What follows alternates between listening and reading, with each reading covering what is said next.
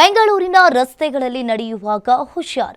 ನೀವು ಇಡೋ ಮುಂದಿನ ಹೆಜ್ಜೆ ನಿಮ್ಮನ್ನ ನೇರ ಆಸ್ಪತ್ರೆಗೆ ಕಳಿಸಬಹುದು. ಸ್ವಲ್ಪ ಯಾಮಾರಿದ್ರೆ ಯಮನ ಪಾದಕ್ಕೂ ಸೇರಿಸುತ್ತೆ.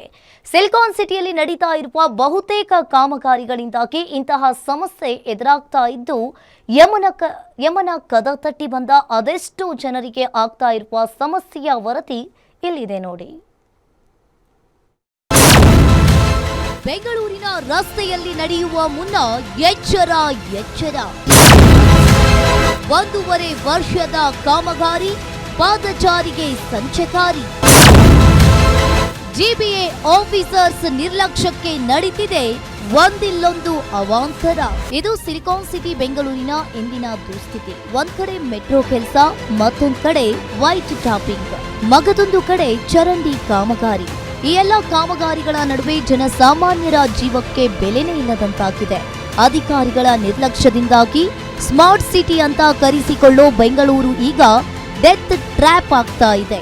ಚಾಮರಾಜಪೇಟೆಯ 9ನೇ ಮುಖ್ಯ ರಸ್ತೆಯಲ್ಲಿ ನಡೆದ ಈ ಘಟನೆಯನ್ನ ನೋಡಿದ್ರೆ ನಿಮ್ಮ ಮೈ ಜುಮ್ಮನಿಸುತ್ತೆ. ಈ ವ್ಯಕ್ತಿ ಅಂಗಡಿಗೆ ಬಲ್ಬ್ ತರಲು ಬರ್ತಿದ್ರು. ಜಿಬಿಎ ಅಗಿದು ಹಾಕಿದ್ದ ಚರಂಡಿ ಮೇಲೆ ಕೇವಲ ಒಂದು ತೆಳುವಾದ ಮರದ ತುಂಡನ್ನಿಟ್ಟು ಅಧಿಕಾರಿಗಳು ಕೈ ತೊಳೆದುಕೊಂಡಿದ್ರು.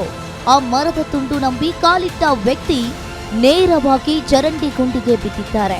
ಅದೃಷ್ಟವಶಾತ್ ಪ್ರಾಣಾಪಾಯದಿಂದ ಪಾರಾಗಿದ್ದಾರೆ. ಕಸ್ಟಮರ್ ಬಂದಿದ್ದ ಸರ್ ಬಲ್ಬ್ ತಗೊಳ್ಳಕ್ಕೆ, ಅದು ವುಡನ್ದು ಇದು ಹಾಕಿದ್ದು, ಅದು ಸರಿಯಾಗಿಲ್ಲ. ಆವಾಗ ಜೆಸಿಬಿ ಕೆಲಸ ಆಗ್ತಾ ಇದೆ. ಆ ಟೈಮ್ಗೆ ಅವ್ರ ಅಂಕಲ್ ಬಂದ ಒಳಗಡೆ ಬಿಟ್ಟೋಗಿದ್ದೆ. ಅವ್ರ ಕೈ ಕಾಲೆಲ್ಲ ಹಿಟ್ ಆಗ್ಬಿಟ್ಟಿದೆ.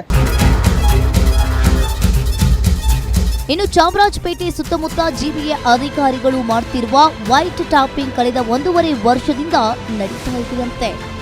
ಸಿಕ್ಕ ಕಡೆಗಳಲ್ಲಿ ರಸ್ತೆ ಅಗಿದಿರೋದ್ರಿಂದ ಇಡೀ ಏರಿಯಾ ಧೂಳಿನಿಂದ ಕೂಡಿದೆಯಂತೆ. ಇದರಿಂದ ಟ್ರಾಫಿಕ್ ಸಮಸ್ಯೆ ಹೆಚ್ಚಾಗ್ತಾ ಇದ್ದು, ಸಂಚಾರಿ ಪೊಲೀಸರನ್ನ ನಿಯೋಜಿಸಿ ಅಂತ ಮನವಿ ಮಾಡ್ತಾ ಇದ್ದಾರೆ. ಒಂದು ತಿಂಗಳಿಂದ ನಡೀತಿದೆ. ಆ 5ನೇ ಮುಖ್ಯ ರಸ್ತೆ ಅಂತೂ ಹೆಚ್ಚು ಕಡಿಮೆ 1.5 ವರ್ಷ ಆಯಿತು ನೋಡಿ. ಆ ಡೆಡ್ಲಿ ಕರು ಅದು ಅಷ್ಟು ತೆಗೆದು ಬಿಟ್ಟರೆ ಇನ್ನೊಂದು 5 ನಿಮಿಷ ನೀವು ಇಲ್ಲೇ ಲೈವ್ ಮಾಡಿದ್ರೆ ನಿಮಗೆ ವಿಟ್ನೆಸ್ ಸಿಕ್ಬಿಡುತ್ತೆ, ಸಾಕ್ಷಿ ಸಿಗುತ್ತೆ. ಗಾಡಿಗಳು ಆಕ್ಸಿಡೆಂಟ್ ಆಗೋದು, ಒಬ್ರಿಗೊಬ್ರು ಬೀಳೋದು, ಹೇಳೋದು, ಇದೆಲ್ಲ ನಿತ್ಯ. ಇದು ಒಂಥರ ಹಿಂಸೆ ಆಗ್ಬಿಟ್ಟಿದೆ. ಸ್ಮಾರ್ಟ್ ಸಿಟಿ ಅಧಿಕಾರಿಗಳ ಈ ಅಸಡ್ಡೆ ಇನ್ನೆಷ್ಟು ಜೀವಗಳನ್ನ ಬಲಿ ಪಡೆಯುತ್ತೋ ಗೊತ್ತಿಲ್ಲ. ಕೂಡಲೇ ಈ ಕಾಮಗಾರಿಯನ್ನ ಮುಗಿಸಿ ಜನರಿಗೆ ಅನುಕೂಲ ಮಾಡಿಕೊಡಬೇಕಿದೆ. ಇಲ್ಲದಿದ್ರೆ ದೊಡ್ಡ ಅನಾಹುತ ಗ್ಯಾರಂಟಿ. ಉಲ್ಲಾಸ್ ಎಸ್ ಕಿರುವಾಸೆ, ಗ್ಯಾರಂಟಿ ನ್ಯೂಸ್, ಬೆಂಗಳೂರು.